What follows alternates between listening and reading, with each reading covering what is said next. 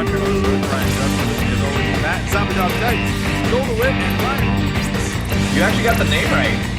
Yeah, I love. He always gets it right on the final. On the final, and I also kind of stumbled. Like you could hear me. Like I think I have this right. This one has been Even the if you can't funniest hear to it, me. you could see it. This one's been the funniest to me because it's probably one of the easiest names It's too easy. we've had. It's too easy. That's the problem. That's like it's too easy for him. So he's getting confused, thinking, "Hang on a minute, no, they're usually more complicated than this. It must be the other way around." Then, like I was listening to prepare for our next show. I started listening to some older episodes, and I listened to the "Welcome to You Are Doom." Like I think we called them hiatus episodes then, when we do like little mini things in between. Yeah. And I listened to our Friday the 13th episode, and it's like I rattled through that no problem every week. Welcome to You Are Doom, like, but no, Beagles to Bullets, that's too much for me, apparently.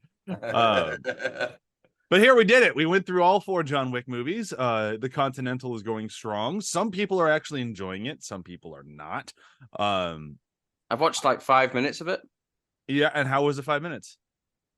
It looked all right. Okay. I mean, like, it looked okay. In terms of, like, story-wise, I'm just a bit like, this is not going to be good. I mean, I'm still happy... going to watch it eventually. I might watch it after this, to be fair. I'm happy it has its fans, because, like, when it was first, like, the reviews were first coming out, I was like, uh-oh.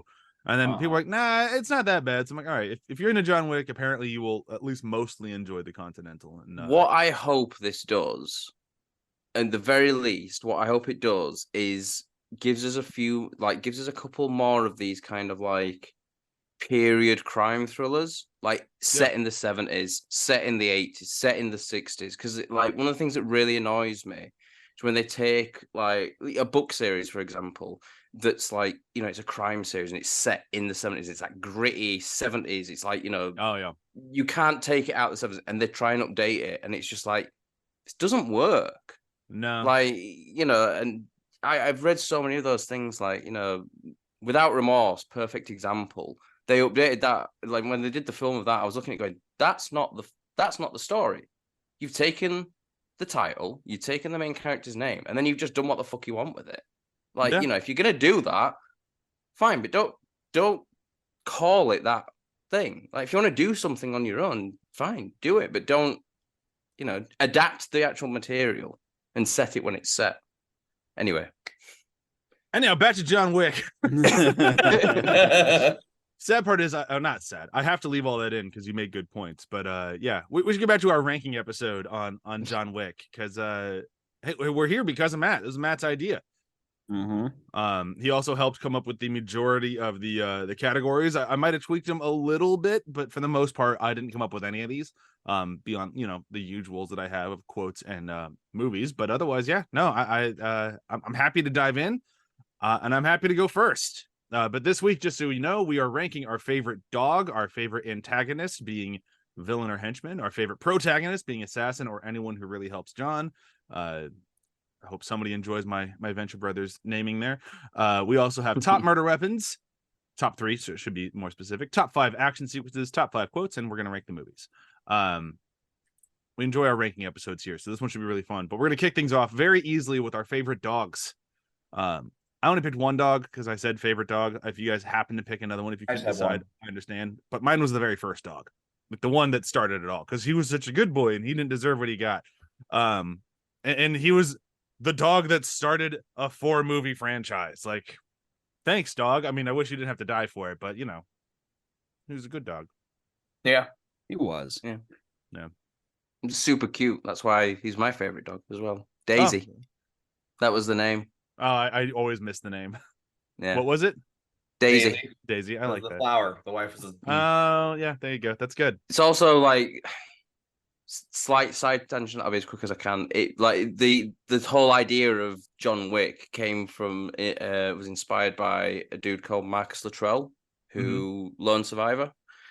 He had a emotional support dog that he'd got, and he called it Daisy. It was named after like the guys on his team who died, and like these 2 guys just killed it for no reason, and he chased them across like 4 counties or something in his truck with 2 guns, and like there's actually a recording on YouTube of him on the phone to the police and like, you got to come here because if I stop them, I'm killing them. They killed my dog, and that's where like the writer took that idea and was like, "Oh, what should we? What if that was like an assassin? What if there's a whole world of assassins? What if everyone was an assassin? Yeah, what if the dogs were an assassin? Joel, That would your be an favorite interesting spin-off. That would be an Would. interesting spin-off. Like John Wick, but everyone's a dog. Dog Wick. Dog Wick, yeah. Airbud presents Dog Wick. The adopted Pitbull at the end of the first one. I think your answer, Brian, is the straightaway obvious one, but we got a Pitbull. It reminded me of our dog a little bit.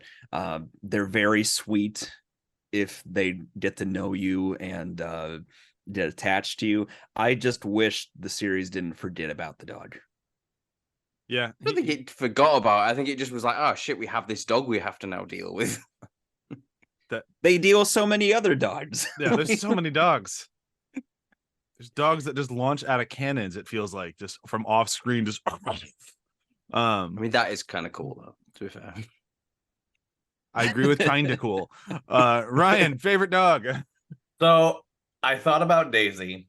I thought about the pit bull, but I am going with the Tracker's dog from 4, just because I feel like that was what John Wick was supposed to, like. I see the Beagle in that, but no, I just like the Tracker's dog because it shows definitely like a bond that can happen between a dog and a person. I think that's what the whole overarching theme was. This was supposed to be the peace that John Wick was supposed to find, and I think that's why he spared the dog in the 4th movie. So I went that route. I mean, I love all the dogs in this movie. I'm a dog guy, so I'll just leave it at that. Yeah, there's not a bad dog in this movie. No, They're all no bad dog. They're all good boys and girls, and they all deserve belly rubs. They're all good dogs. Who's a good dog? Who's a good dog? Who's a good All right, well, let's start diving into this thing proper. Matt, you're gonna be kicking us off with your top 5 favorite antagonists, villains / henchmen, bad guys. In a world of all bad guys, it's tough to have specific bad guys. Yeah. So number 5, I'm gonna go with Killer, because I just think like Scott Adkins is not the best actor, but he chews the scenery so well in that card game, and then like the whole fight sequence, it's almost like comic booky, and I just think he's great. He's really good as like a kind of like mid-tier villain. And then number 4 is Barada from 3, which he's not in it much, but he's very good at monologuing. He kills a dog, or he tries to kill a dog. He tries to shoot a dog, and it leads to that really good line like of he shot my dog, and it's like, I get it. But I just think he's really sort of like kind of menacing. Number 3 is Zero. This was a tough one because I initially had Zero at 2, because he's so good. Like, the whole thing, like what we're talking about, where kind of like John Wick is dog, Zero is cats, like that kind of thing, and the whole kind of like I'm a huge fan, and he's just so like playful. And Mark DeCastos, I think, is that's how he says his name. He just looks like he's having a lot of fun in that role. Number 2 is the Marquis de Gramont, because he's just so like cold, calculating. Like, the minute he shoots Sharon, you're just like, oh shit. Like, it's just like that. There's no kind of like thought behind it, and just the way that he's at the very end, he just tries to take all the glory, and it really, really bites him in the ass. And then number 1, I don't know how anyone else could beat number 1. It's Vigo. Vigo is the best sort of like villain of the whole series. He's played perfectly by the late great Michael Nwinkist. He has the monologue that basically, without that monologue, I don't think this film gets a sequel necessarily. Because I think, yes, the action is pretty awesome, but that whole monologue sets up the legend of John Wick. You take that out, and he's just like a killer. and I don't think it has enough to get a sequel. Maybe not. I don't know. Like, it's kind of that thing where I think the thing that works with John Wick is like all the parts work really well together, and Vigo being a huge part of that. But yeah, that's my list. It's a good list. Joel, you're up. Top 5 antagonists, villains, henchmen. All right. Number 5, Kevin Nash. He was just a fun introduction. The interchange between him and John Wick is a nice bit of levity. That's the first movie, right? Yes. Yeah. Number 1. In a very action-packed movie series. So you working? Yeah. Anytime there's like a clear power differential between John Wick and somebody, but they're cordial with each other, I think that's one of my favorite bits of this whole series. Like every time they do that, it works for me. Number 4 is Cassian. Now, while I know the actual battles themselves are kind of okay, I liked the sort of cold, cordial relationship despite that they had. And I did like the way that John Wick dispatched him. Like, I liked the whole, I'm gonna pin you up to this knife, either sit here and stay stuck or die thing. I thought it was clever. Number 3 is Kane. Kane is an interesting antagonist because he is very much a friend to John Wick, it seems like, but also he's gonna do the job that he has to do. And he kind of reminds me of Marcus, Willem Dafoe's character in that way, except he's actually gonna go through with it and follow through on things. Number 2 is Zero. Zero and Kane were a tough one, but something about Zero's fanboyism and almost like his glee that he's actually being able to go toe to toe with John Wick is just edged out a little bit. And I'm with Matt on number 1, Vito. Like he is the most. He has the weight that I think a lot of this series misses with some of their big bad antagonists. And again, going back to sort of just the interchange between him and John Wick, the fact that it shows a history between the two of them that's unspoken in a lot of ways. He's a masterful antagonist in the series. All right, Ryan. Okay, so okay. So my number 5 is Zero. I like Mark Dacascos. I think everything about him was very foreboding. He brought it to the table. I wanted to pick somebody from the high table. So I was juggling between the adjudicator and the harbinger, and I had to go with the harbinger. Dude was just trying to do his job, but he is bad news. He is a harbinger. So I had to include him on my list. It's Clancy Brown. I was going to say, he's Clancy Brown. He's doing his job. Someone's gonna die, and he is the one that's bringing the news. So he's in the backdrop of 4, he's everything. Number 3 was difficult for me because I was weighing back and forth between Killa and Vigo, and I wanted to go with someone who, as Matt said, choose the scenery. So I went with Killa. Vigo is very good. Ninquist really nails it, but I had to go with him. And my top 2, I really couldn't change. So Killa was it for me. He really chewed the scenery, and having a stuntman like Scott Adkins really made that scene fun to watch, made that fight scene very fun to watch. My number 2 is Kane, and I put him as a villain just because it's interesting to see his conflict. Like, he doesn't want to do it, but he has to because he's tied to the table. And last, I had to choose the Marquis for number 1. I say this a lot. When you have a villain that makes the movie 10 times better, and having the Marquis, someone there, you hate him from an instance. He kills Sharon. You know that he is conniving. He doesn't. He's trying to get out of everything that he doesn't have to do. He's very pompous. He likes to think himself as a higher regard. He thinks he's untouchable, and I think that seeing his demise is a lot better payoff than when Vigo gets killed. That was my reckoning in putting the Marquis at number 1, because you're glad to see him die. So that's my 5. Cool. My list, I really leaned into favorite. So I went with the people that brought me joy. I don't think they're necessarily the best in The movies, I mean, they are. A lot of these guys are the same guys that you guys listed. I have two that are very, very different, but it's mostly just because when they popped up, I went, "Oh shit!" and it was a lot of fun. So my number 5, I'm starting with the Marquis. For basically everything Ryan just said, but I agree with everything. He's just at my number 5. I think the Marquis is just an absolute great villain. Really restored my faith in the movies because I really I didn't love my time with 3. And I really, because I didn't really like the villain in 3, so having Bill Skarsgård was it was really, really nice having him back. Number 4, this is my first weird one, is Ernest from the opening of 3. He's just such a distinct entry point to the movie. There's this huge fucking dude, and the fight's so cool, and just the whole intro of it, you're almost out of time. Yeah, no one will know if I killed you early. Just all of that was just so good. I loved that. Number 3 is Kane. He's just an absolute fantastic villain / good guy. He's just great at everything he does, and I love Donnie Yen. Number 2, I agree. Vigo is absolutely amazing. I love Vigo, and he's my number 2. He would have been number 1 just for his cool it moment.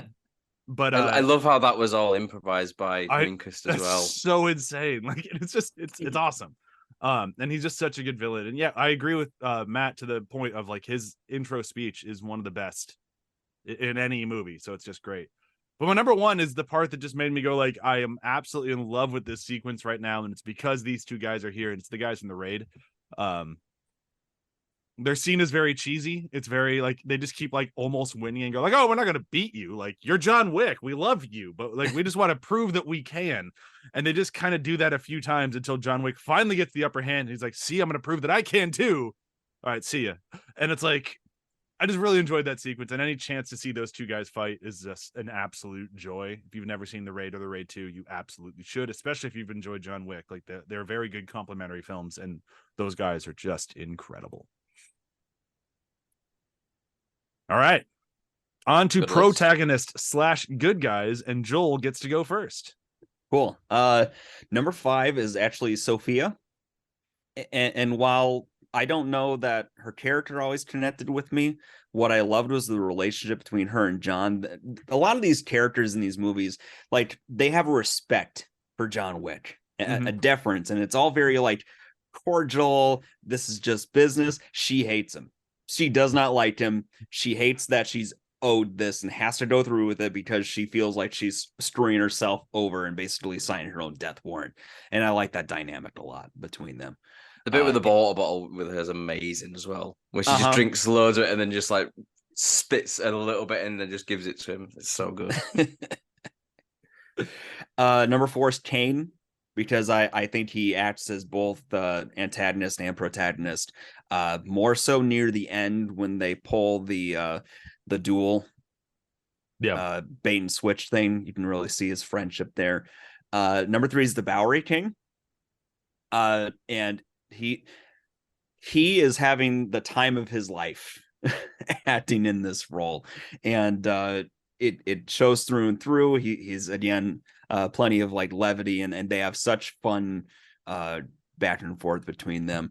Number 2 is Marcus, Willem Dafoe. Anything he's in, I'd be happy to watch just to see what he does. But the way he deals with things with the sniper, his last moments when he dies and has just this badass, I'm going to go out on my own terms moment. Very cool character. And number 1's Doggy. Has to be Puppy. That's that's all. Which one though? The first one. The first. Good boy. He's a good boy. All right, Ryan. Let her rip. All right. Number 5, the good old house doctor from the Continental. That's almost on my list too. Just didn't quite make it. He was a good one. I tried to go for the obscure on this. Not so much my top 3 or my top 3, but the doctor is there every time he helps John Wick's. This is a genuinely good dude, and he's just out there to help people. Number 4 is Aurelio, John Leguizamo. He is the guy that originally kind of warned us. I think he was a perfect character in 1 and 2 to kind of give us you don't want to do this, and that's it. We don't see him. So I like how he's not killed off, but he's one of those people this is John Wick, and you're going down the wrong road. So I really thought that was really good use of his character. Number 3 is Sharon. I didn't put Winston on here because Winston's in it for his own game, but as Sharon doesn't have to do that because he's allied with Winston. So whatever Winston gets is he just gets, the positive of that. But Sharon is there at all times. He's there to take care of the dog. When he puts his hand on the step of the Continental, he saves his life. He fights with John Wick. I just think Sharon is right there, and played beautifully by the late great Lance Reddick. Number 2 is the Bowery King. As Joel said, he just chooses the scenery. To pick 3 quotes, I had to make sure that all 3 quotes didn't come from Lawrence Fishburne. A little difficult, but we got it done. And then last but not least, from John Wick 4, Sima Su, the manager of the Oriental Continental, played by, oh God, I forget his name. I never can pronounce his first name right, but his last name's Sanada. Hiroki Sanada, or something awesome. But dude, I love that actor. He is great, whether he's acting or straight up murdering people. You can tell that the bond between him and John Wick was very strong, and just everything about his moments on screen really made the first part of John Wick 4 really enjoyable. Those are my 5. Cool. I swear I wasn't looking at Joel's notes when I put Kane at number 3 and then Kane again at number 4 here, but we managed to do the exact same thing. So guess Joel and I agree on Kane. Anyhow, my number 5 though for protagonist was Marcus, Willem Dafoe, for everything that you guys said. I fucking love Willem Dafoe. Like, I'm so excited for his new movie. If you guys haven't seen the trailer, he's got like all the huge heavy face makeup. It just looks really fucking cool. It's got Emma Stone. Some other guy did The Lobster. It looks awesome. More Things. Thank you. I couldn't think of the name. It looks so fucking good. And then number 4, like I said, is Kane, for everything Joel said. Just listen to Joel's answers for both of my Kane answers. My number 3 was Koji. He's just such a very cool character, and like he has one of the best fights in the entire movie. Get ready for my action list. But him versus Kane is such a great scene, and he's such a good actor that he gives so much backstory and like depth to a character when he's on screen for probably 15 minutes in a 3-hour movie. And like, he's still one of the most memorable characters in the thing. So Koji's in his last name. I said his first name. Yeah. They refer to him as Koji a few times. These are my notes as Koji all over the place, but yes, same character. My number 2 was Sharon, because everything Ryan said. I'm not going to put Winston on here because I don't think Winston's a very good protagonist. I don't think he's a very good dude. He just happens to be on the right side of the arguments that we're also on. But if we happen to be the other side, I don't think he's ever coming to help. Like, I don't think I don't trust Winston at all. I don't think you're supposed to. So more power to the actor playing whose name I can't remember right now. But my number 1 is Bowery King, and I like that he's steadily climbing our ranks. But Bowery King he's just such a great character, and it really just feels like Lawrence Fishburne, have fun, and he went okay, and then we got what we got, and it's been a blast. So yeah, there's my 5. Matt, you're up.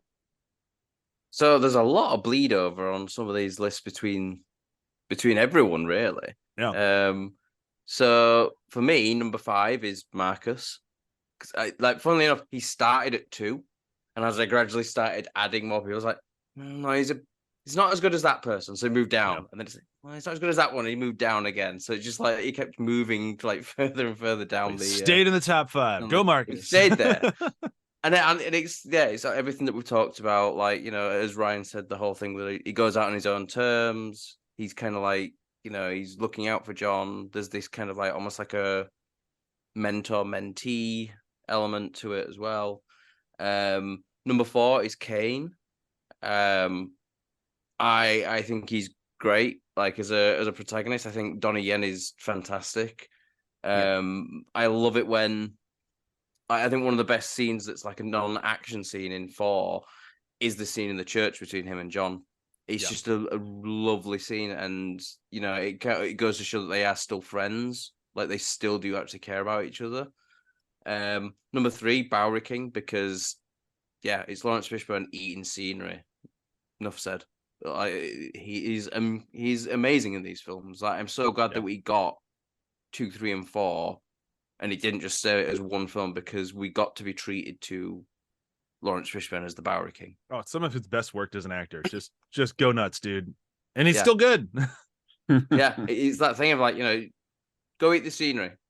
Okay. But I'm going to be great while I do it. Yeah, sure, whatever. Just eat it. Yeah. All of it. There's no scenery left by the end of the series.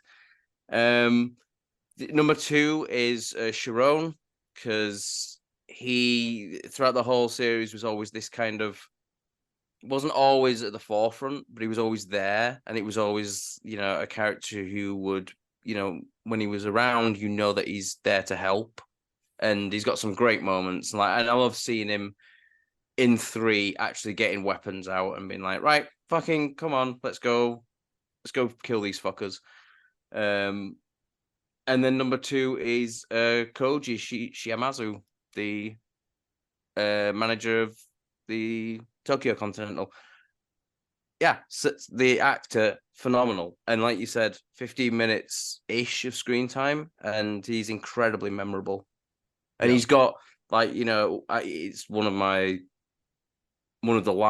favorite line quotes is actually from him as well. And it's just such a great line that he has as well. And he's got a few lines like that. It was basically like, he's this honorable person who, he's in this system, but he's also saying, like, just because someone's out of the system doesn't mean that, I still don't want to help them.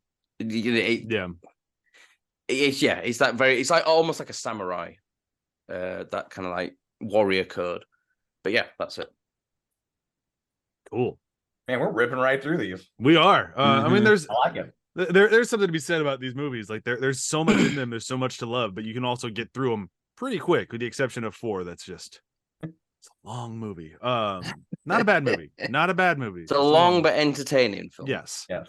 It's like Zack Snyder's Justice League. Yeah, long but entertaining. Yeah. All right, let's keep ripping though. That makes Ryan first, right? You're up first. Murder weapons. For murder weapons. All right, so 3. We're doing 3, and I kept a 3. I'm not worried about you. I'm worried about Matt for this one. I had a list of 10. Yeah, because you could probably name all the guns, and I'm going for obscure here. And I didn't pick pencil either, so this was actually a fun list for me. 3 is dogs, whether they're Halle Berry's dogs or the trackers. Just seeing the dogs ripping people apart, really cool. So dogs is number 3, especially a movie that's based on, everything that happens because a dog is killed. It's kind of nice to see them seek revenge in 3 and 4. Number 2 is the axe that's tossed in the knife scene in he just picks up an axe and just chucks it at a dude's head. I'm so done with this fight. Just fuck off. And number 2, just the last guy is barely breathing, so he just chucks an axe down the hallway. The sound design on that is awesome. Yep. So you just hear that. It's beautiful. And then lastly is playing cards. When they're with Killa, and he takes the card and he slices Killa's neck and then tosses the card and kills another guy. I was like, that's it for me. So those are my 3. My 3 are also mine are probably more vague than Ryan's, because I don't understand weapons. I am very much a the gun that shoots bullets, that one. Yeah. So my number 3 weapon is Book. It was a great murder weapon. It was a great scene. The guy's in my top 5 of henchmen because of Book. So yeah, Book. You can kill more with words than with violence. Exactly, especially when you use them like that. Yeah. My number 2 is a Gun. I think Gun did a lot of killing in this. At this point, you best would have said Bullet. Bullet did a lot. I feel more proud about Gun. I think Gun works. And then number 1, it was a good gun. You did a lot of killing. Those were some good gun. My number 1 best murder weapon in the entirety of John Wick is horse slaps. Oh man, that's right. Horse It slaps. took I really wanted to put horse, but I was like, just your list is good. You got a good list. Yeah, horse slaps for favorite murder It's weapon. the double kick that's the best in that whole sequence as well. It's like fuck up. It's just the fact that he did it by slapping him. Like, that's just like, I've slapped a horse, not that hard, but like they don't just immediately just target a foot to someone's head. Either way, yeah. Do if John Wick slaps you. I guess it's like, John Wick needs my help. I guess I don't know how to horse, so c'est la vie. Anyhow, Matt, go ahead for a far more probably worthwhile list. I tried to keep it simple because I know, not everyone's as a big of a gun person. So for me, nunchucks in 4. I think it's something. It's a weapon that you like. They were really big in the 70s because of Bruce Lee, and like 80s because of Turtles, and you don't really see them that much. And then what they actually do with them in this film is great. The way that he just keeps like hanging around his neck like a like a tie or something, and then like there's one bit where I just love where he has the guy's head down and just like goes poo poo poo poo poo, and it's like, oh my god, and that guy's still standing. It's like, fuck no. That's the most unrealistic thing in this whole film. Bold statement, but continue. Number 2 is the shotguns with the steel slugs in 3, because like I just love where they've gone out with the pistol and the rifle, and he's like, yeah, well, we'll take them down. Comes back, he's like, yeah, these are not working. It's like, these will fucking work. And then it's like the minute you see it goes, like you just hear that shotgun go off and just heads just bursting like watermelons. It's just so good. And then my number 1 is the Pit Viper from 4, because I own an airsoft version of that. It's a very nice looking gun, but also the way that it's used in the film, and they make a big sort of like deal about, oh, this is the Pit Viper, blah blah blah blah. And then it's the gun that gets him pretty much through that whole end sequence. Like keeps swapping, to various other weapons throughout, but that kind of sticks with him, and it's a very useful one, because not only does he shoot people with it, he also stabs someone with it as well when he disassembles it and like uses those ferocious fucking fangs, as Lawrence Fishburne explained. So yeah, that's my list. All right, Joel. Top 3 murder weapons. All right, Matt. Number 3 is nunchucks. All right. Hey! I was gonna put nunchucks, but I was like, nah, someone else is gonna do it.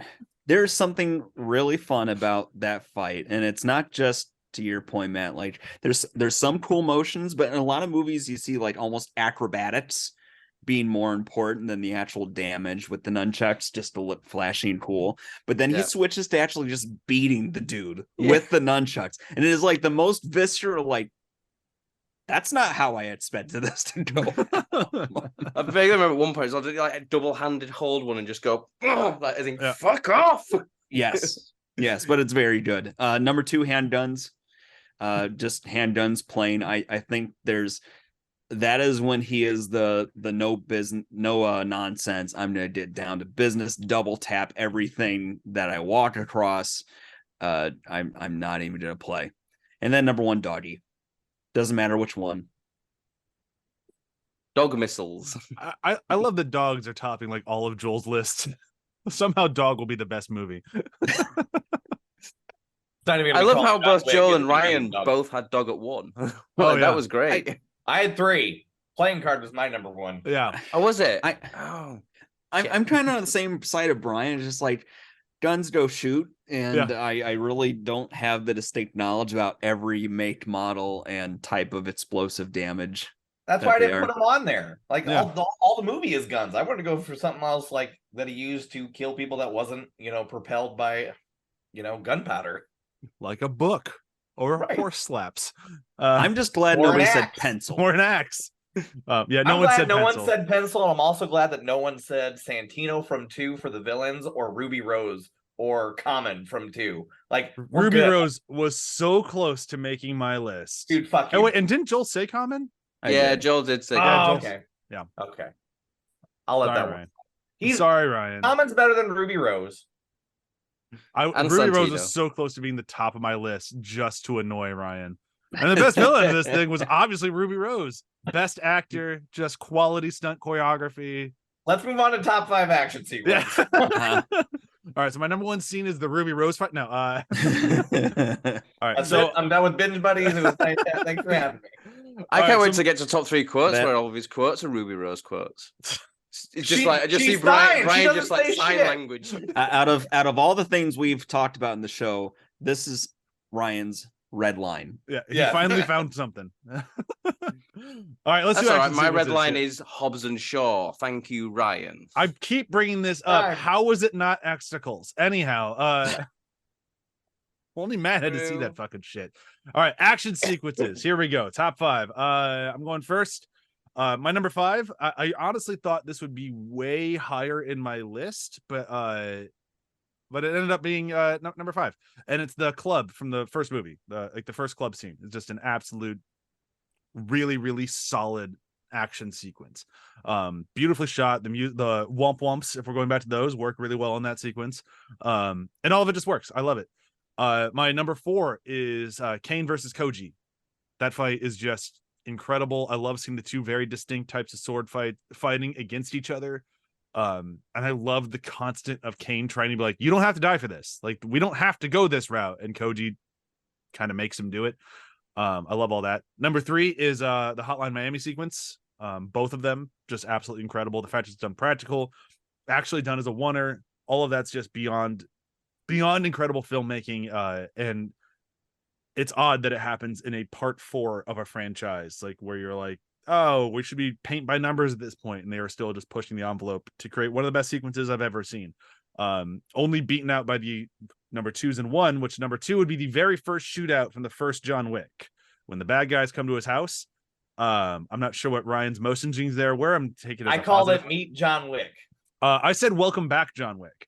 That's how I had up my list, and it was just it was welcome back, meet John Wick, whatever you want to call it. It was the moment when you're watching this movie, you're like, oh fuck, this is different. Like, it just instantly felt like a different type of action film, and you were like cackling as it's happening. It was like, holy shit, he is just murdering these people, and it was just absolutely incredible.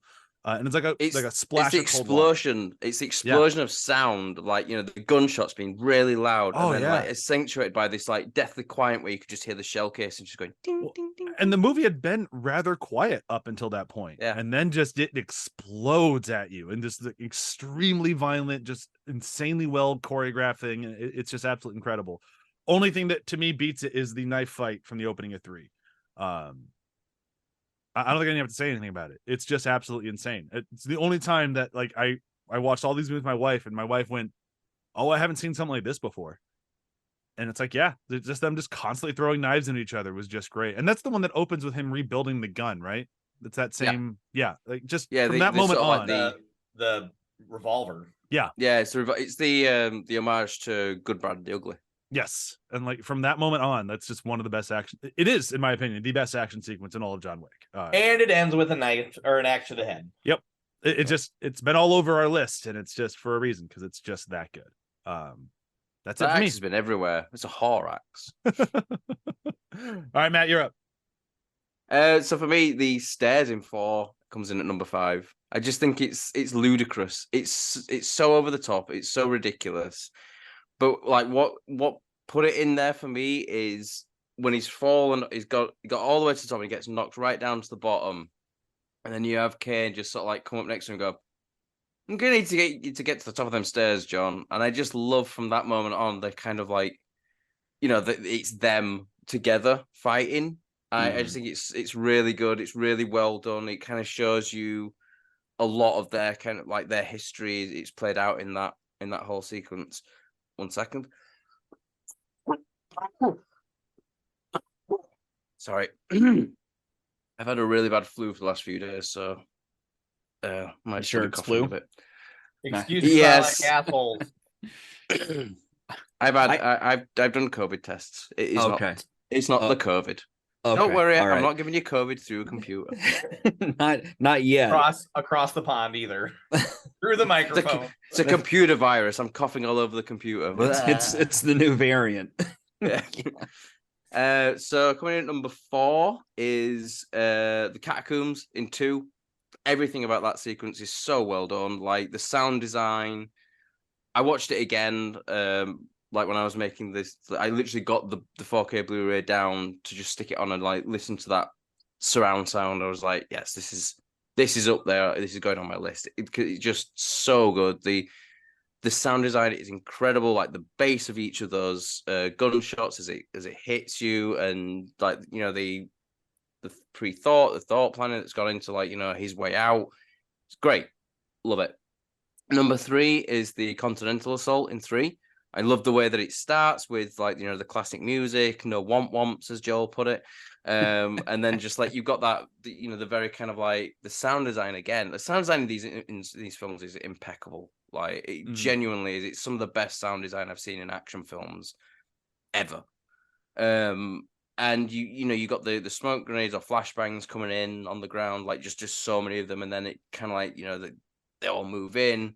That first sort of like run where like, these like the guns are not working great, so he's got to keep like shooting them to sort of daze them and then get close enough to find the gaps in the armor. And then like, you know, they go back in and he's like, I need more firepower, so it's like switch to the shotguns. Fucking great, so good. Number 2 is the nightclub in the first film. It's great. Like I almost had like the meet John Wick moment, as you put it, Brian, or Ryan, whoever called it meet John Wick. That was Ryan. But like the nightclub is just, it's so good. It's just like a full on one man assault. And there's so many moments in it where you just think, oh, this is going to be a mano moment here. And it's like, nope, this is a different kind of action film. And it's just like, oh, that guy's dispatched. That guy's gone. He's dead. And yeah, I love it. And then number 1, it's got to be the top down, like, you know, the top down sequence in 4 with the incendiary shotgun rounds, because it's just like from a technical standpoint alone, it is an incredible achievement. Like that, it is literally one continuous shot that they did. Like, and you know, actually having Keanu Reeves in there, like where you don't need him in there, you could just stick a stuntman in, but you know, he was very insistent on doing it because it's like, you know, people are going to notice that the way that this person's moving is not the same way that I move. And it looks incredible. And I think, like, you know, it would look really interesting and cool if it was just regular sort of like shooting. But the minute you put in those incendiary shotgun rounds, it adds another element to it of like, you know, the flames are coming out. You've got stuntmen on fire. You've got one bit where like a stuntman is on fire, like runs out through one door, comes in through another one, and then gets like literally like ratchet pulled back through the door where, oh, whilst on fire from the shotgun. It just looks so fucking good. I love it. I have watched that sequence more times than the film. Like, you know, before it came out on 4K Blu-ray, I was like looking on YouTube going, has anyone put it up yet? Has anyone put it up yet? Because I want to watch it again, because I remember like in the cinema, just like, and in the UK, people don't really cheer much in the cinema. There was cheering in that sequence though. Like, you know, we're a bit more subdued than Americans, like, you know, when in our cinema going, but there was genuine cheers in that sequence. But that's a knock at our cinema going. Just because we're a bunch of loud, unruly bastards doesn't mean we're bad at going to movies. I never said you were bad at going to movies. I'm just saying that, you know, us British are a bit more refined. And it's you know, it's definitely me saying we're bad at going to movies. I went to go see The Creator yesterday. Fucking people had no chill for that movie. And it's actually a pretty good movie, but I was going to ask how pretty was it, because I heard it's beautiful. It's so pretty. The story's okay. That's so pretty though. Like, you should absolutely see it just for the fact that it costs like nothing, and it looks better than every Marvel movie. Yeah, it's pretty much difficult all though, because they're all paint by numbers at this point now. There's no. I'm going all the way back to when they weren't. Like, this is one of the best looking movies ever with that's what no I've budget. heard. I've heard that. Like, and zero it's not budget. Roger Deakins who did the photography. Wow. Yeah, it is. Deakins did the photography? No, I'm saying it's not Roger Deakins, because I was there thinking, well, anything that looks amazing is Roger Deakins, right? I love Roger Deakins. Joel can attest this for how much I talk about him on the front row. So anyway. Joel, I believe you're up for action sequences. Okay. Number 5 is the showdown with Vito at the end of the one. My scene has a lot of like more personal quiet combat, and that for such an over the top movie, it ending on this very personal hand-to-hand combat style, it felt just like a really epic conclusion. Number 4 is a Continental Shootout, something with the way they mix the 4 seasons along with everything that's happening in that sequence. I'm a big sucker for that kind of quiet contrasted with the loud and crazy, so that I really appreciated that. Number 3 was the duel with Kane at the end of the 4. Felt almost Western, like you could have just had in the background the wah wah wah. Well, it does. I think it. I think it does. It does. Does well, it? I don't think it's wah wah wah. I think what it takes a piece of Ennio Morricone's music from one of the Dollars trilogy in the sort of the dual sequences in those films, and actually they redo it in there. It's not the wah wah wah, but it is Morricone style music. And I agree. The only reason that's not in my list, I don't consider it an action sequence. It's more of a thing. And that's something I thought about too. Is that it's such a quiet thing, and it isn't over the top and wild. But I think that's why I liked it, and I like the hook at the end. It's a really smart ending that I really appreciated. Number 2 is the shot as well. Number 2 is the club in 1. I think it's just a really cool sequence. It's one of those reminders that, yes, he's tearing through these people, but it's not often like an uneven beatdown. There's been times that he took damage, and that him chasing after that sniveling bitch at the end is just a lot of fun. And it's just very cool looking. And then number 1's a home invasion. It goes back to that being so early in the movie and so quickly. It's like, oh, this is the kind of movie we're in store for. This is going to be a lot of fun. It sets the stage perfectly. Yep. Just so the adult up ends, right? Oh yeah. So my number 5, I struggled with the one I chose, and Get Me to the Continental, when he's on the motorbike and he's just, it's all sword fight when Zero's closing in on him. But I mean, I had to choose the one I chose because it's just, there's a lot more to it. I think it was a little bit more fun, but I chose the Killa Club sequence when him and Killa are having their fight with the water and everything, and just the colors. I thought it was a very well done 4, again, high on the visuals, and I just thought with the water element and how the water went down when they were fighting was a really cool sequence. Number 4 is Meet John Wick, the home invasion. That really sets the stage for the whole movie. It strapped us in. We understand that we're not in for your run-of-the-mill action sequences that follow a formula. So I thought that was perfect. Number 3 is the knife fight from 2. You have the first movie that was pretty much all guns. So 2 wanted to start off by showing that, John Wick is just as deadly with a knife, especially an axe at the very end of the fight. So I just thought that was good. I cheated for my number 2. I'm sorry.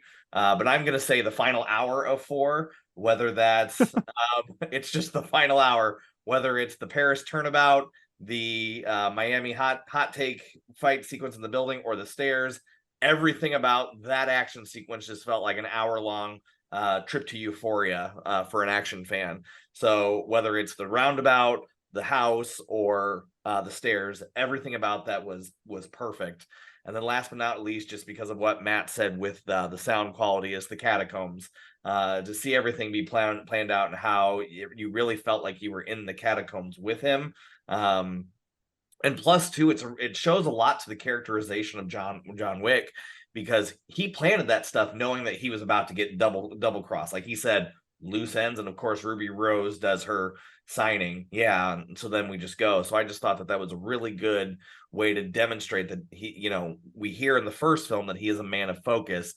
In the second one, we see that. So that's my list. All right.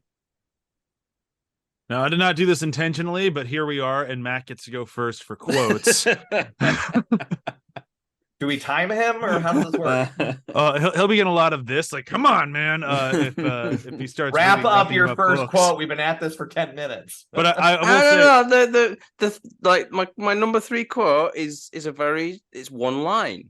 Okay, that's the rest one out of 3. Not, but the only reason we're doing top 3 instead of top 5, like we always do, is because I figured Matt was going to pull this shit. So take it off, Matt. Let's go for it.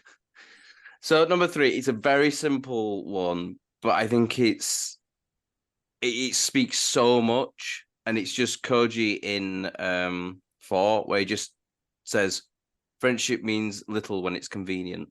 I just think it's such a great line, and it just says so much about his character.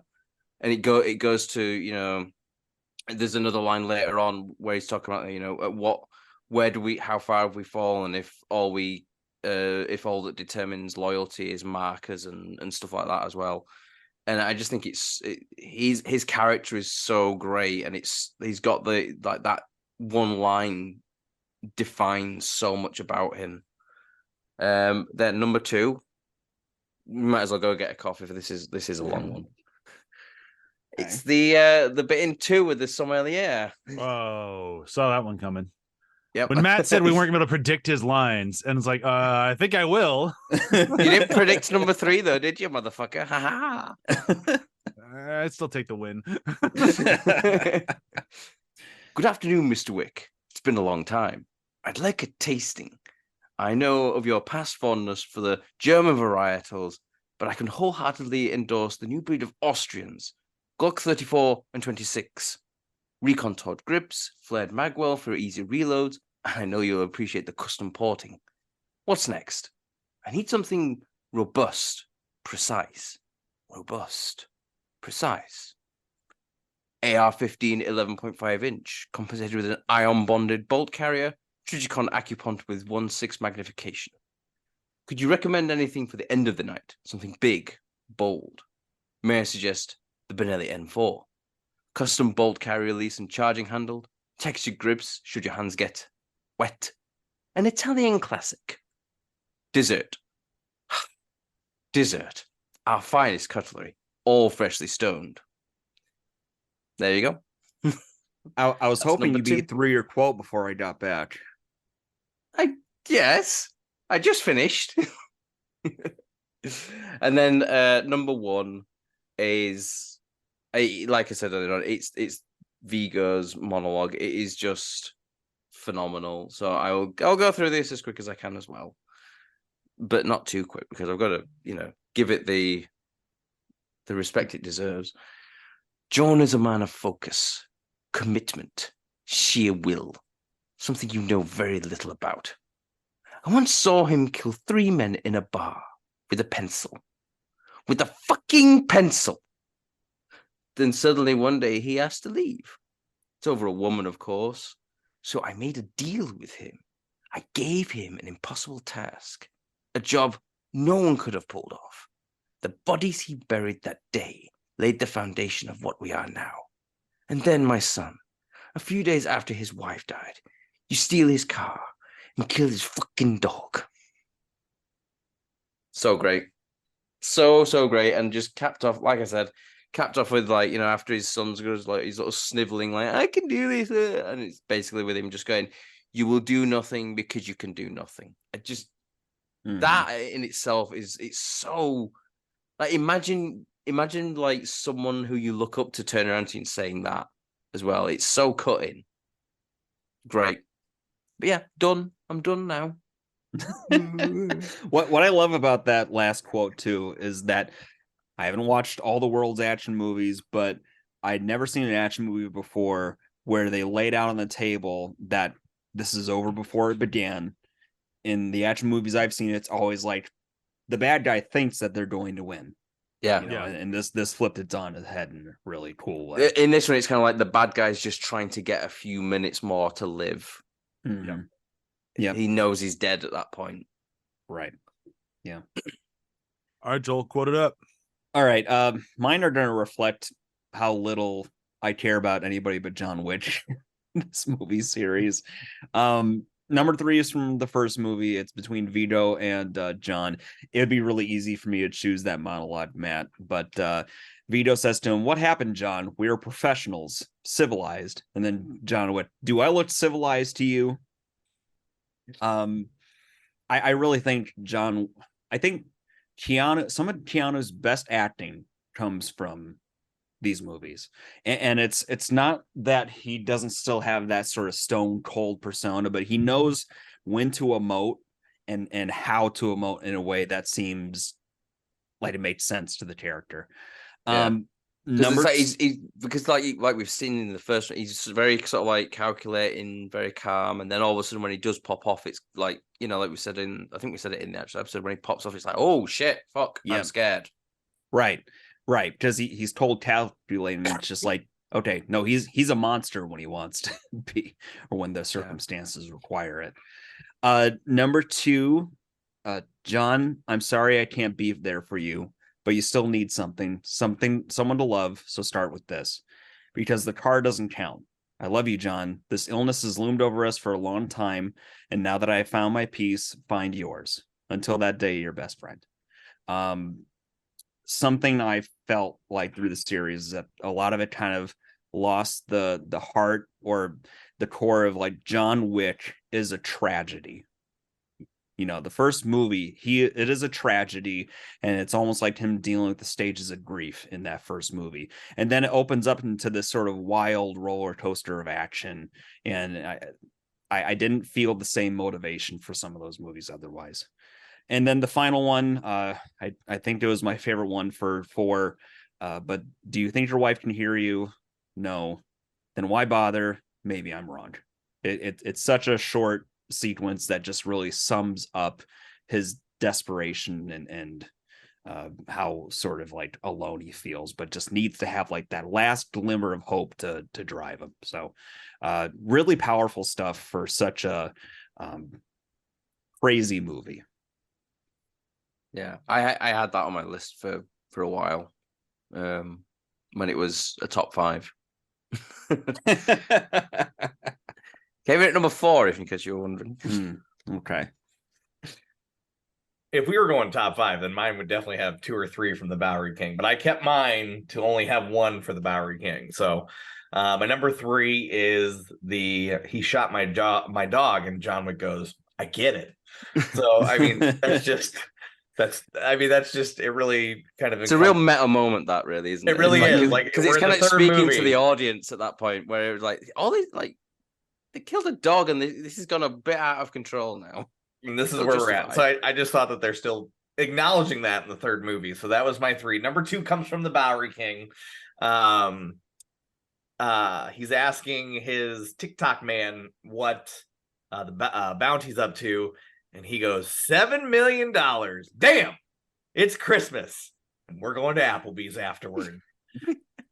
I really struggled with the whole sometimes you gotta cut a motherfucker, but the Applebee's line was just too good to pass up. So that was my number 2. Delivered great by Lawrence Fishburne. And I was going to put that at my number 1, but I just kept thinking about my number 1, and it just had to go because it shows the dynamics of the group. But number 1 is the last lines during the duel. The Marquis goes up to the Marquis goes up to Kane and goes, remember your daughter. Fuck off. I love that. I love that, just to snap, fuck off. Yeah, you don't even look at him. It was so quick.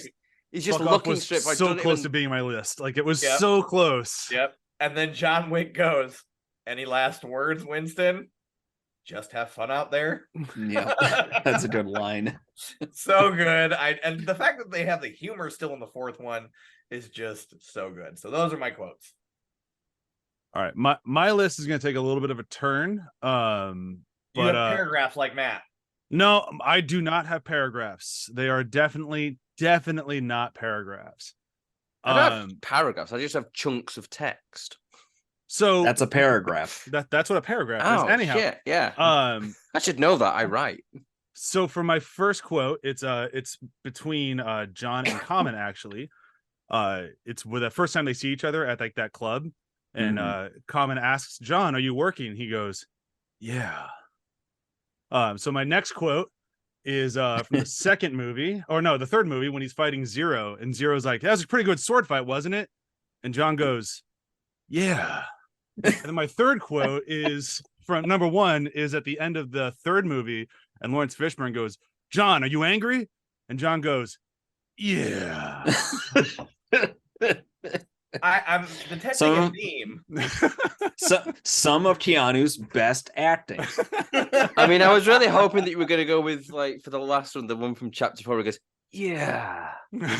You know, I Not thought about really, yeah, and then shoots the elder because he like it's like it goes with the yeah, not really, and then just nah, I had to stick with the yes. If you haven't found them, there are like full compilations of every time John Wick says yeah in the John Wick franchise. He says yeah a lot. I found a compilation the other day of like just John Wick reloading in chapters 1, 2, and 3. And to be fair, it was actually edited quite well because it's edited over the like some of the music in the end of the Continental thing, that the non-want music. That's actually But it's the music to the trailer is pretty good. yeah, No. but it's quite amusing because it's just all the reloads and it's quite amusing. All right, we're at it. It's time to rank these movies, and Joel gets to go first. All right. So number 5 is Hobbs and Shaw. I don't know what they were thinking Hey, by ruining. For the record, this is higher than anybody's else's list. I was gonna say that's way too high. Like, yeah, that's way Hobbs too high. and but Shaw thank to you, be Joel, in for validating me. any We're done. single. We no longer have to bring it up. It is top 5 for Joel. We're good. Got it. We will continue bringing that up, I think, for the rest of the time. the fact no, it shouldn't be that high though, Joe. You need a lot more stuff before that because you can't have Hobbs and Shaw rank in a single digit position. You know this unless this it's series, worse films. This series, you were lucky for me to complete any list. So true. Oh, Lord, we talked about this offline, but I've been awfully negative about this series. And what? No. That said, my real list number 4 has to be John Wick Chapter 2. Without you guys bringing up moments, I couldn't remember a lick of what happened in there. Like the story seemed inconsequential and uninteresting to me. Most of the characters didn't grab me. There were some neat fight sequences, but it just didn't hit. Like the end of that movie was interesting and it set up the third movie in a way that worked in spite of some of Brian's problems, but it's fine. It's if you had it on TV when I was hanging out at somebody's house, I'd be like, that's fine. You know, we'll have this on in the background. Number 3 is John Wick Chapter 3. I think that one sort of teeters in between 2 and 4 in terms of real value to me in storytelling. There are some fascinating moments. John getting his ring finger cut off was a really wild scene that took me for a loop. I think the end fights with Zero and the henchman there was a lot of fun, and it was I thought the environment was really cool. That sort of like glass everything, and how John was like thrown into every single one of those pillars of glass. It almost became comical. The swords hitting the glass and scraping. You can see the scratch lines as well. Yeah, it also goes back to like the audio visual design of this movie. No matter what you might have to say about the series, that visually and audially, it's flawless. Yeah. Number 2 is John Wick Chapter 4. I could say this for all 3 of these past movies, but it needed a cut of 30 minutes roughly, especially for a 3-hour movie. I don't think it was deserved or earned with all that time, but it's undeniably a much more solid movie than the last couple. There are some really good heartfelt moments in it, has some of the best action in it, and I think the conclusion of the movie serves the character well. John Wick is dead. He can stay in the ground. And one has to be John Wick. Definitely coming back. I don't know. Keanu don't want to. And if Keanu don't want to, in my canon, he's gone. He said the same thing about The Matrix, and he did another one of those. Yeah, well, I can ignore that. That would for me, that would be 4 is the ending. That would be better than John Wick Chapter 5. Yeah, just saying. Yeah, no, you're not wrong. John Wick, the first movie, has to be number 1. It is. I can't think of a bad thing to say about the movie. And that's the most glowing thing I can say. It's such a tight time of a movie. There's no fat whatsoever. It invests you from the start. It keeps you invested with the action, and they touch back to his humanity enough times to where you never get lost in this is just dumb action. You can always see the motivation for his character. Everybody has a part to play, and it's It's flawless. All right, Ryan, time to rank these things. Okay, I'm gonna agree with Brian. Number 2 is not the best, so it's number 4. It does give us the knife fight, which is great, but it does not save the film.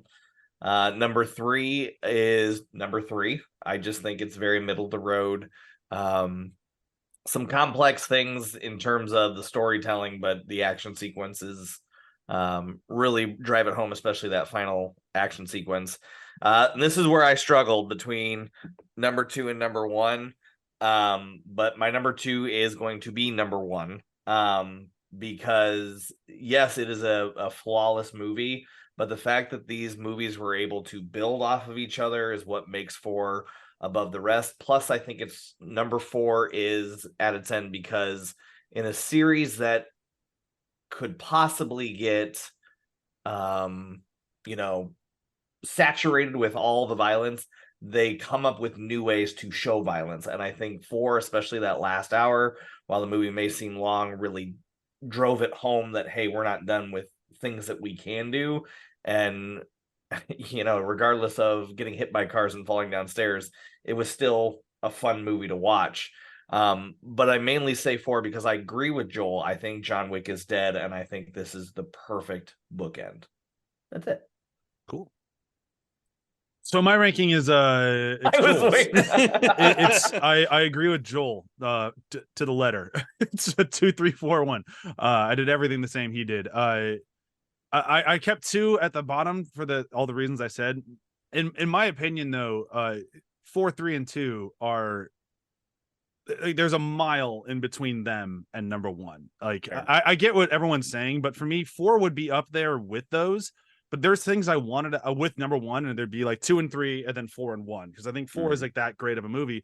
But 4, it gets dragged back a lot by I think promises that were like not really fulfilled. Like it felt like to me the whole movies were building up to John Wick taking on the high table, and that's kind of where I wanted to see 4 go.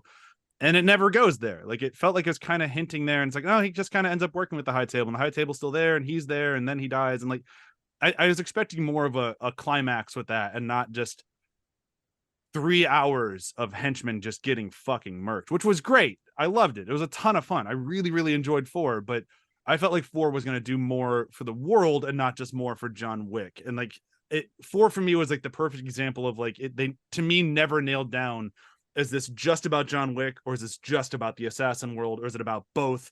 And it felt like no one really got their full time to shine. And 4 to me is like, you had 3 hours. It should have felt, I don't know, I should have gotten more out of it than I did, which is still incredibly well-made action film, just not my favorite. I think 1 to me is like Halloween, like we brought it up before. It is just one of those movies. It's just like, how the fuck did that happen? Everything worked.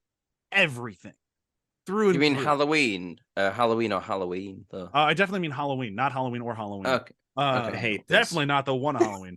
Can we do this for our next one too? Friday the 13th or Friday the 13th? Yeah. Once. When technically you can do it once, and there's one clearly right answer and one clearly wrong answer, but one with the boobs. Either way, no, I really enjoyed all 4 of these movies. 2 was not my favorite. 3 has more good than bad, and the good is so good that it's still a fun watch. 4, if it was 2 hours, it would beat number 1 for me, but at 3 hours, it's too much of a buy-in for me. It didn't work the first time. I've tried rewatching it since we've been recording this, and I checked out about an hour in. I don't know what it is about this. It's just movie just does not work for me as well as I wanted it to. So I'm stuck with that one being the lowly rank of second best, which is still one of the best action movies I've ever seen. Yeah. Matt, go. So my list is identical to Ryan's. 2, 3, 1, 4. You can see how people that don't like the series and people that do like the series. I kept my mouth shut. I was very nice. I kept saying I like this series. I just don't think it's that great. I have like different reasoning. Like, so for me, 2 is like there's some really great action in it. Like really, like catacomb sequence, fantastic. That the bit in the New York Art Gallery at the end with the mirrors and everything, really fucking cool.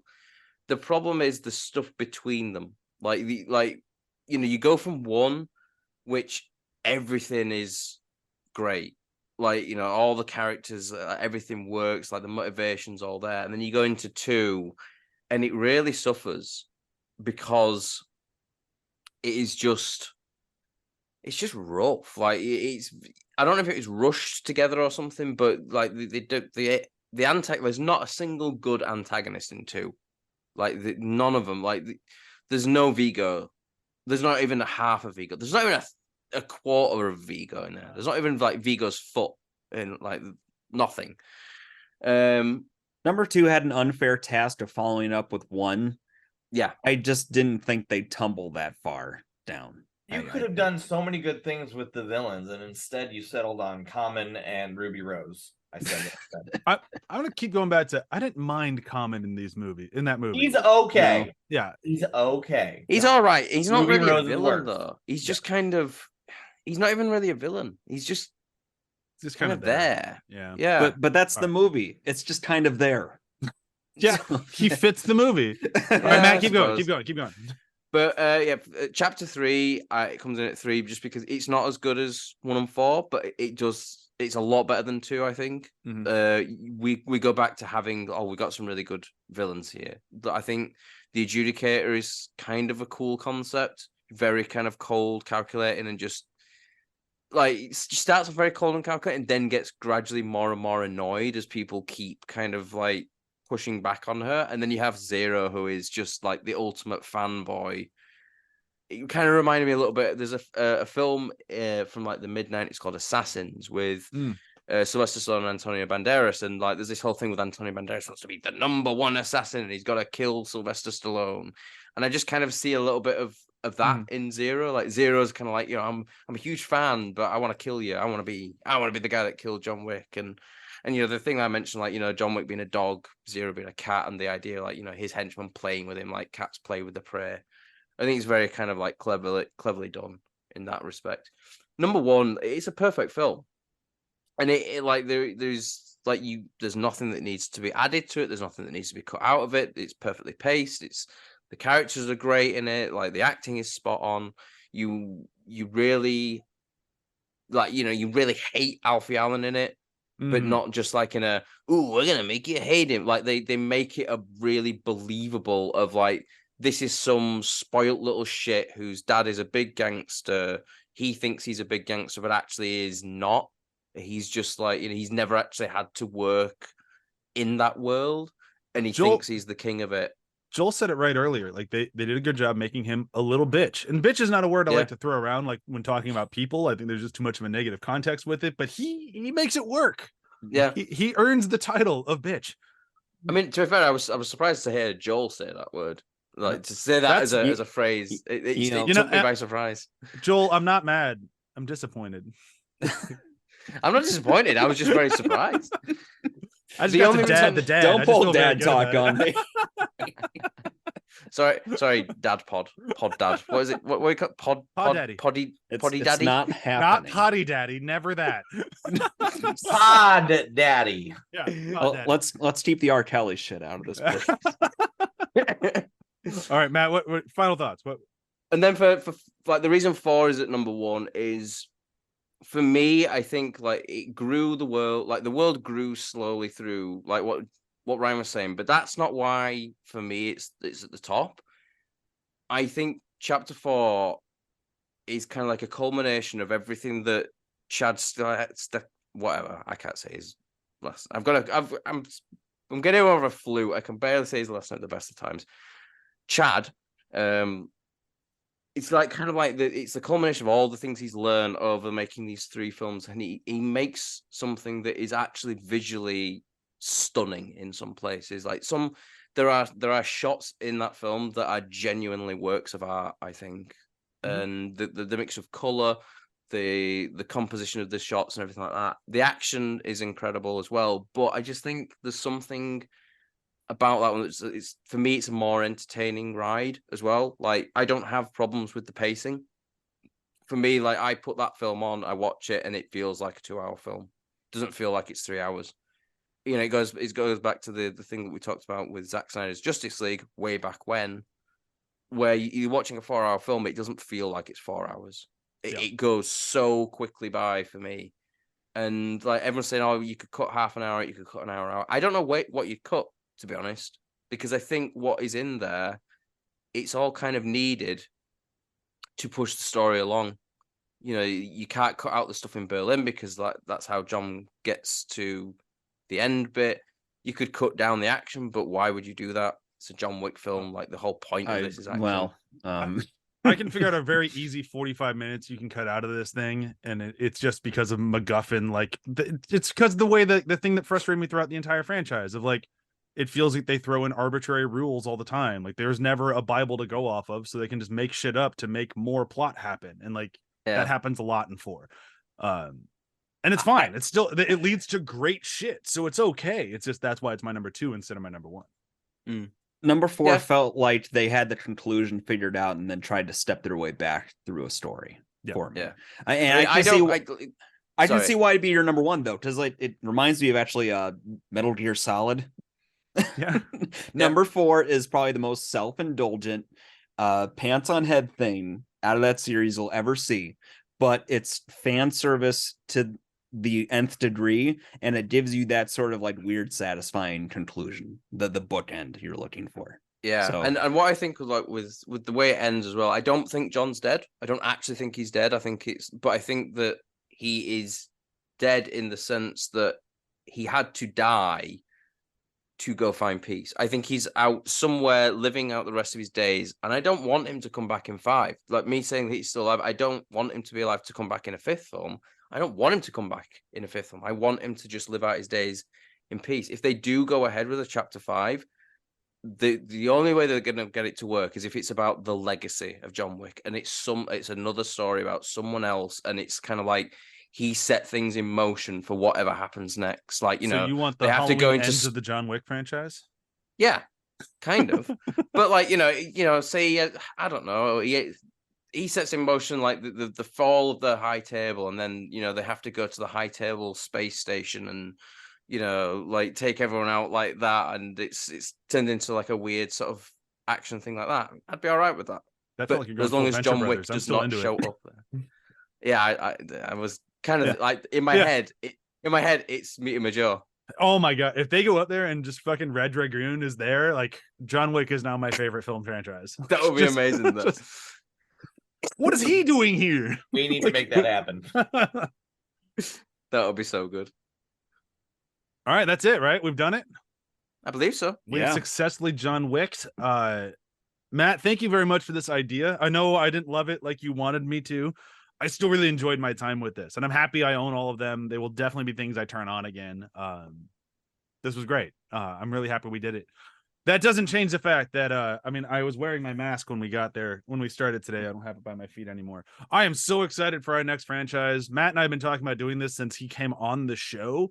Like back when you joined in like Venture Brothers, we realized we both like Friday the 13th. So we've been talking about this thing for a very long time. I'd only seen up to 8 because I watched them all in like a weekend or something. I got to 8, I was like, right, I'm done. Yeah. It's when most people bounce. We will not. I grew up with horror, so I came on with Halloween, and it's October, so I am extremely ready for this. Oh yeah. Also, this month I found this out. We have a Friday the 13th in October. We do. It's gonna be so good. It's gonna be good. I don't know what I'm gonna wear to work. I have so much Jason fucking merch. I can wear really whatever. I could wear pants, shoes, shirt, overshirt, blanket. I got it all, man. I'm actually talking to a tattoo artist about getting a Jason mask on my leg. I like Friday the 13th. I'm not sure if you don't have any tattoos either, do you? I do not. That'd be my first. Yeah, it makes sense as well for you. Like my first Stargate, my second Star Trek. So yeah. My third is going to be a zombie dog. Nice. I've not told you. No, you've not told us. That's nice. That patch I had made up. Oh, I knew exactly where you're going. I had them do just the dog face. So I'm having that. I'm going to get that there at some point. Very nice. That'll be good. Yeah. But I'm excited for all of us to dive into Friday the 13th. I'm excited for you all to hear it. I'm also excited for you all to hear the title, which you'll find out when you see the episode that you're going to download next time, because the title it's pretty ridiculous. Joel came up with this one. We had a bit of Pod Dad. Yeah. Dad Pod. Pod Daddy. Pod Daddy. You got to say Daddy. Yeah, you got to get Daddy. Daddy. I like Dad Pod. It's like Dad Bod, but better. We gotta have one name or it won't stick. This has been the bane of giving Joel a nickname since I was in high school. You gotta have one. Shit never sticks. Ooh, I like that name. God damn it, you're not helping anything. All right, well, we're fully off the rails here. I think we should say goodbye. Thank everyone for listening to our John Wick show. This has been an absolute blast. And tune in next time for our Friday the 13th show. Bye. Bye. Bye. Bye. Killer Nani. Killer Nani.